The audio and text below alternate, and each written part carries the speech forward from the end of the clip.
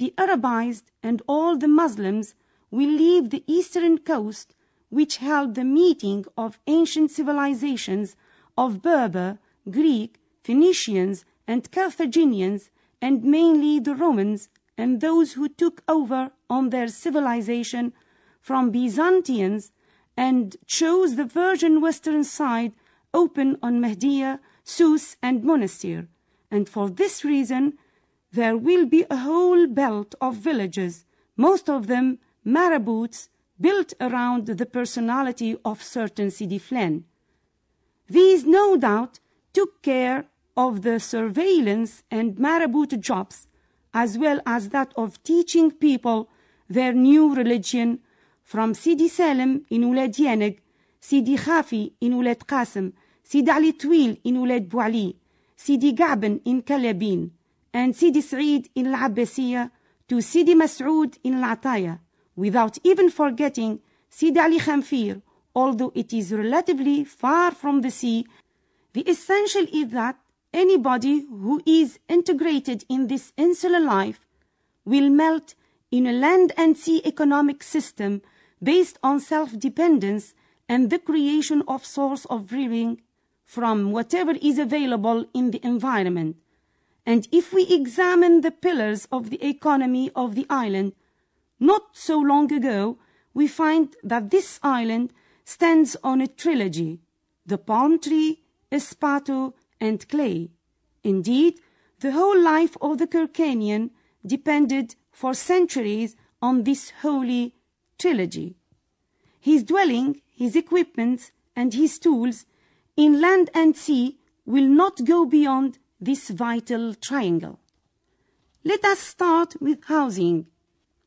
And here we find two kinds of houses, either those in the shape of the hush, a rural house with rooms sealed with palm tree trunks and the upper parts of palms, kerkennah, and clay, with an aeration from the door and a window or probably two. In line with this kind of open houses goes a kitchen, which used to be called a nawela, a pyramidal construction made of palm tree trunks and remnants of sharfia mats and seaweeds, dhriya.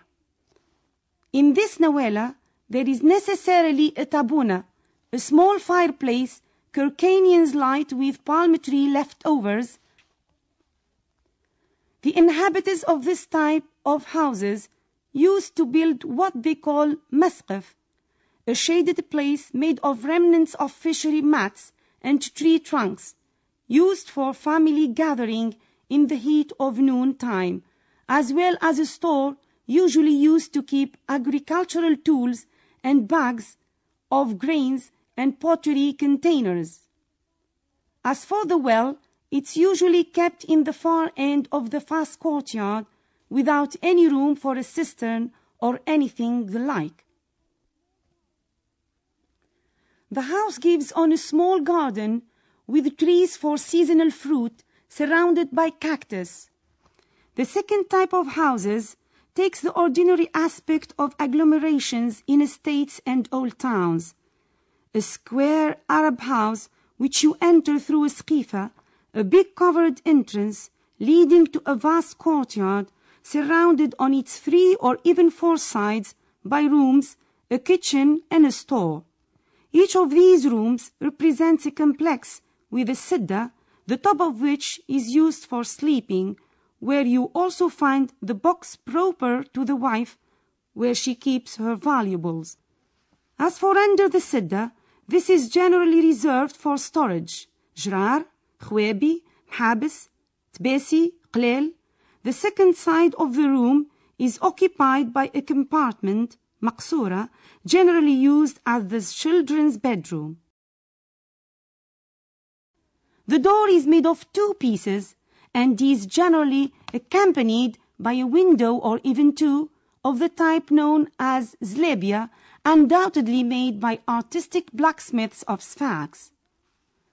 This door is decorated from the outside by ornaments carved on plaster with shapes that drive away envy and the evil eye, others that remind of supernatural powers, and the third type referring to the nation with a star and crescent. When you enter the old village, which is now disappearing, you are overwhelmed by a feeling of security and peace. The small lanes are made for animal passage, or sheep running after the return of the shepherd to their sheepfold, which they know instinctively. These simple stone houses are decorated by a fig tree or a vine stalk that will drive your attention away from the effect of humidity on their very old walls. And the village cistern and its sarut, meaning collective water tub, with its basin for abbreviating animals, is the gathering place for young girls. If you stay in the village, you will enjoy the warmth of simplicity. When you go out to the countryside, these are times you can only borrow from a pleasant dream. The country, or the spontaneous oasis, because this is what it actually is, which has no source of water but occasional rain, is forced to run deep into the earth for aeration and survival, not receiving the attention and maintenance it needs.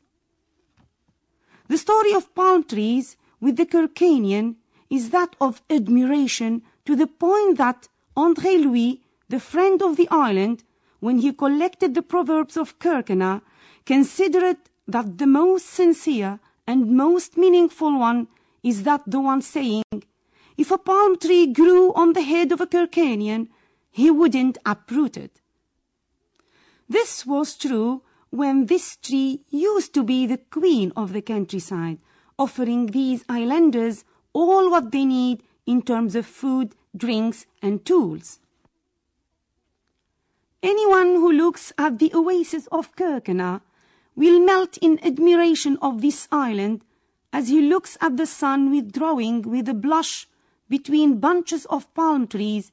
Only then will the silence of the forgotten paradise symphony and the trees have a juice that drips when the palm tree juice seekers cut out the palms and wet the core to hang the dergia, which is now awkwardly replaced by the churn.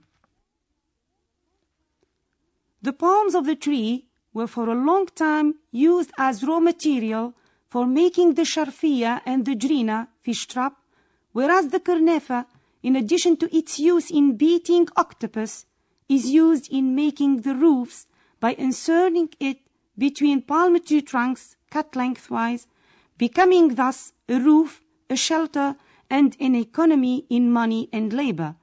Even palm leaves would be cut, dried, and transformed by dexterous fingers into all kinds of tools.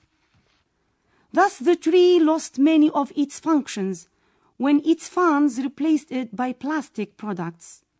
This palm tree, which like its sister, the esparto, is scattered all around the island. Could it be their fault if they grew thirsty and sucked the living off the soil? Until quite recently, esparto used to make the second pillar of the Kerkennah life, with sailboats going as far as Melulish or even Zwara, the land of the Tripolitans, as they say, and sail back loaded with esparto, which is soaked in the sea, then dried, then tied up in small bunches and stored in skifas or storerooms. And when there is little things to do inland or in the sea, and when evenings get really long, the skifas are transformed into family workshops.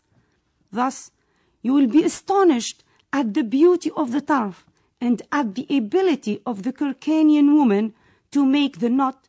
This is what Jean Jouin said as long ago as the 40s. In the same workshop, you will find a fisherman braiding esparto in preparation for planting his fishery. These gatherings take place in an atmosphere of kinship and friendliness, where Kerkennahs talk, argue, and especially laugh a great deal. They also sing and complain from what life turned out to be. But whatever the motion in their mouths, the motion of their hands is even quicker.